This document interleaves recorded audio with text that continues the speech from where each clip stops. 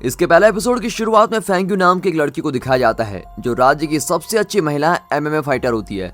उसने अभी कुछ समय पहले ही ऑफिशियल मैचेस में हिस्सा लेना शुरू किया होता है, लेकिन उसके अभी तक बहुत से ना टूटे जाने वाले रिकॉर्ड रहे हैं। उसके हाल ही में एक जीत ने मीडिया में बहुत ही सनसनी मचा दी होती है, जिसकी वजह से वो बहुत ही ज्यादा मशहूर हो जाती है। एक फ्लैशबैक में दिखाया जाता है कि फेंग्यू अपने अमीर दादा को बता रही होती है कि उसको एक योद्धा बनना है, लेकिन उससे हमेशा से ये उम्मीद की जाती थी कि वो अपने परिवार के कारोबार को आगे बढ़ाएगी और उनकी मदद करेगी। इसलिए उसके दादा उससे बहुत निराश हो जाते हैं कि इसने एमएमए फाइटर चूज किया। फिर मिंग टायन नाम के एक व्यक्ति को दिखाया जाता है जो एक जवान लड़का है और जो मकाऊ में रहता है। उसके 2 छोटे भाई बहन हैं जो स्कूल पढ़ रहे होते हैं। जब से उन्हें उनकी माँ ने छोड़ा और जब से उनके पिता गुजर गए, तब से वो ही उन दोनों की जिम्मेदारी ले रहा है। मिंग टायन के छोटे भाई को टीवी पर एमएमए लड़ाई देखना बहुत ही पसंद है और उसकी पसंदीदा योद्धा फेंग्यू ही होती है, जिसे वो रानी कहकर बुलाता है। और अपने छोटे भाई बहन की जरूरतों को पूरा करने के लिए मिंग टायन को कॉलेज छोड़ना पड़ता है और वहाँ के एक रेस्टोरेंट में खाना डिलीवर करने का काम करना पड़ता है। और अभी वो अपनी पढ़ाई जारी रखने के लिए एक अच्छी स्कॉलरशिप के साथ कॉलेज में एडमिशन पाने के लिए पूरी कोशिश कर रहा होता है। अब एक दिन काम पर उसे एक मार्शल आर्ट के अध्यापक को खाना डिलीवर करने का काम मिलता है और ये काम थोड़ा मुश्किल होता है क्योंकि जिस जगह खाना पहुंचाना होता है वो जगह उसके रेस्टोरेंट से 20 मिनट की दूरी पर होती है, लेकिन जिसको खाना चाहिए होता है वो 15 मिनट से कम समय में खाना चाहता है। और फिर समय के कम होने की वजह से हमें दिखाया जाता है कि मिंग टायन कितना तेज है। उसको छोटे छोटे सारे रास्ते याद रहते हैं, हर गली याद रहती है। उसने एक तरह से शहर की सभी सड़कें याद कर रखी होती है कि कहाँ से कहाँ जाना है, जिसकी वजह से उसका काम बहुत ही आसानी से हो जाता है।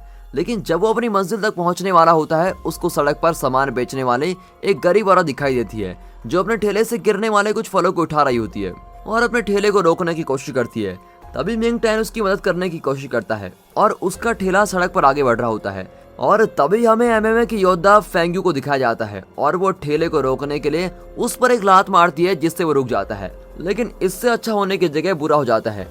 वो ठेला टूट जाता है और सारे फल खराब हो जाते हैं। और फिर जब मिंग टायन फेंग्यू को बूढ़ी औरत से माफी मांगने के लिए कहता है, तो जो भी नुकसान हुआ होता है वो उसके पैसे देती है और वहां से चली जाती है। मिंग टायन उस लड़की की इस हरकत को देखकर बहुत ही चिढ़ जाता है और फिर खाना डिलीवर करने के लिए अपने रास्ते पे निकल जाता है।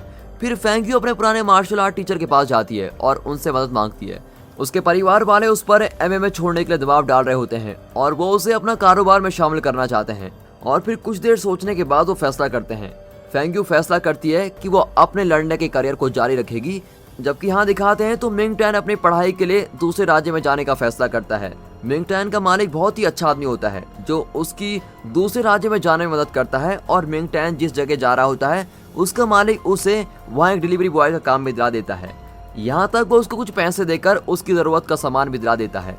अब अगले सीन में मिंग टायन और उसके भाई बहन एक नए घर में रहने जाते हैं। हालांकि उनके पड़ोसी अच्छे नहीं होते और घर के अंदर की चीजें काफी घरेलू होती हैं, इसलिए उसके छोटे भाई बहन उस जगह को बहुत ही पसंद करते हैं, जिसकी वजह से मिंग टायन बहुत ही खुश हो जाता है। और फिर घर को संभालने से पहले वो अपने और अपने गुरु की एक फोटो दराज पर रखता है, जिसे देखकर पता चलता है कि वो पहले बॉक्सिंग सीखता था, लेकिन अपने गुरु की मौत के बाद उसने वो सब कुछ छोड़ दिया। इसके बाद मिंग टायन अपने भाई बहन को स्कूल छोड़ने के बाद अपनी नई जॉब पर जाता है और फिर आखिर में पहली बार अपने नए कॉलेज में जाता है। वो ज़ेंगजी सबसे अच्छा स्पोर्ट्स कॉलेज होता है। इस साल से पहले वो पूरा कॉलेज लड़कियों का था, लेकिन अब मिंग टायन सबसे पहले वो लड़का है जो उस कॉलेज में जा रहा है। हालांकि जब वो अंदर जाता है तो उसको पता चलता है कि कॉलेज में सैकड़ों लड़कियां हैं और उनके बीच में वो अकेला लड़का है। वो हैरान होता है और सोचता है कि उसने कॉलेज का नाम गलत तो नहीं पढ़ा, क्योंकि वहाँ एक भी लड़का नजर नहीं आ रहा है। सभी लड़कियों को वो इकलौता अच्छा लग रहा होता है और वो बहुत ही सुंदर भी होता है, जिसकी वजह से उसे और दिक्कत होती है। और अचानक से वो एक लड़के जैसे दिखने वाली लड़की से टकराता है जिसका नाम जाओमी होता है और उसे बॉक्सिंग और स्केटिंग करना बहुत ही पसंद होता है। मिंग टायन धोखा खा जाता है और उसे लड़का समझ लेता है और उससे तुरंत बात करना शुरू कर देता है कि वो कितना खुशकिस्मत है कि उसे अपने अलावा कोई और लड़का वहाँ पर मिला। लेकिन जाओमी उसकी बात को 2 मिनट में गलत कर देती है जब वो अपनी गुलाबी क्लिप निकालती है और अपने सर पर लगाती है। और फिर हैरान मिंग टायन उससे माफी मांगता है और वो घूरते हुए वहाँ से स्केटिंग करते निकल जाती है। तभी कॉलेज के प्रिंसिपल और एक टीचर जिनका नाम मिस्टर वैंग होता है वो परेशान होते हैं, क्योंकि अभी तक कॉलेज में 10 लड़कों ने एडमिशन लिया होता है। लेकिन कॉलेज में कुछ देर घूमने और वहाँ सिर्फ लड़कियों को देखने के बाद सभी ने वहाँ से किसी और कॉलेज में जाने का फैसला कर लिया है और अब सिर्फ मिंग टायन ही अकेला वहाँ पर रह गया होता है। कॉलेज के प्रिंसिपल मिस्टर वैंग को आदेश देते हैं कि वो चाहे कुछ भी करें, वो लड़का कॉलेज छोड़कर न जाए। उन्हें अपने कॉलेज को और आगे बढ़ाना होता है और उसके लिए कॉलेज में लड़कों का होना बहुत ही जरूरी होता है। अब बाहर लड़कियां मिंग टैन को देखकर पागल होना शुरू हो जाती हैं। वो उसका रास्ता रोकती हैं और उसकी मदद करने के लिए कहती हैं, जिसकी उसको कोई जरूरत नहीं होती।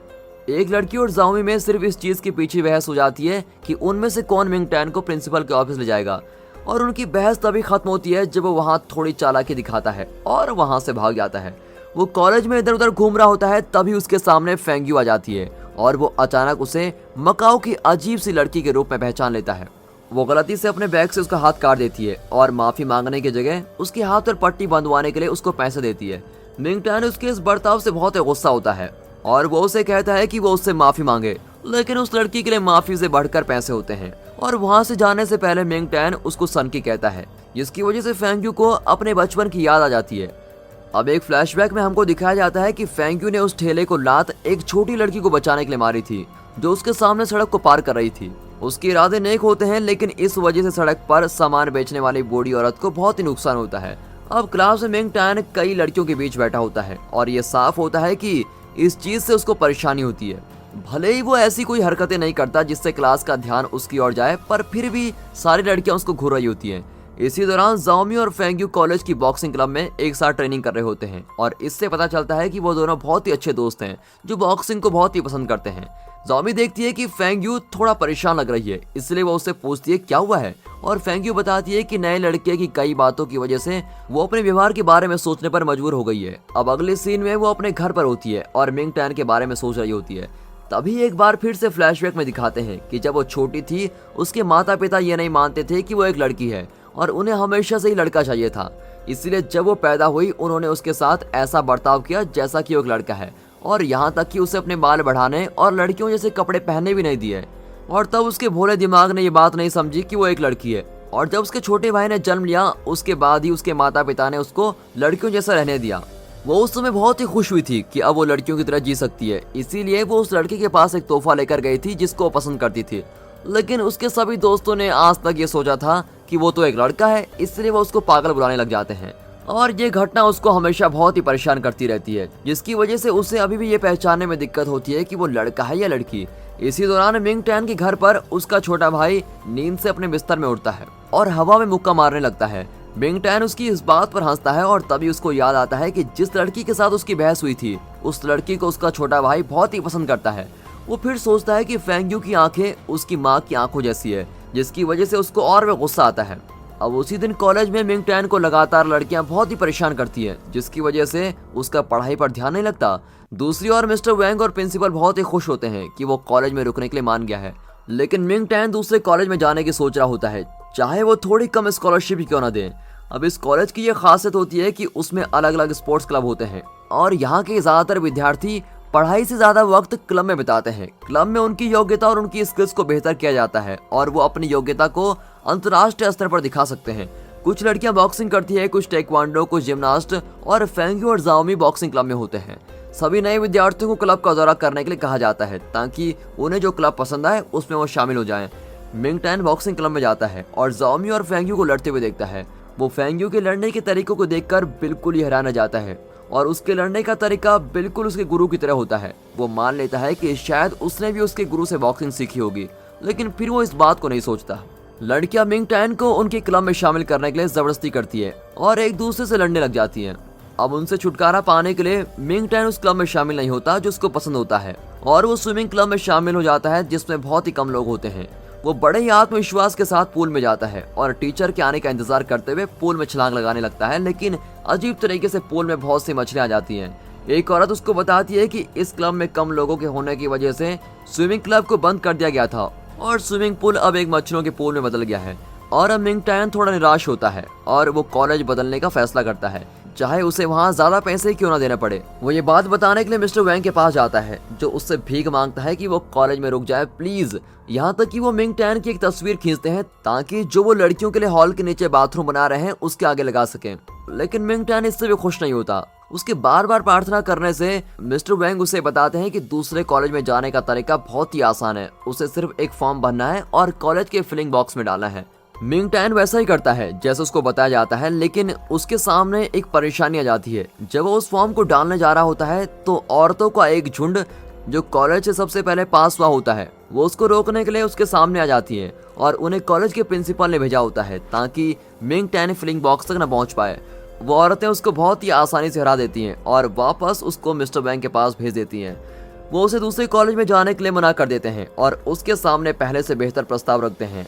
वो उससे वादा करते हैं कि वो उसके लोन के समय को 30 साल बढ़ा देंगे, जिस पर उसको कोई भी अलग पैसे नहीं देने होंगे और मिंग टैन फ्री में पढ़ाई कर सकेगा अगर वो उनकी बात मानता है तो। और उसकी अभी की हालतों की वजह से वो इस अवसर को ठुकराना नहीं चाहता, लेकिन अभी भी कॉलेज में हजारों लड़कियों के बीच वो इकलौता लड़का होता है।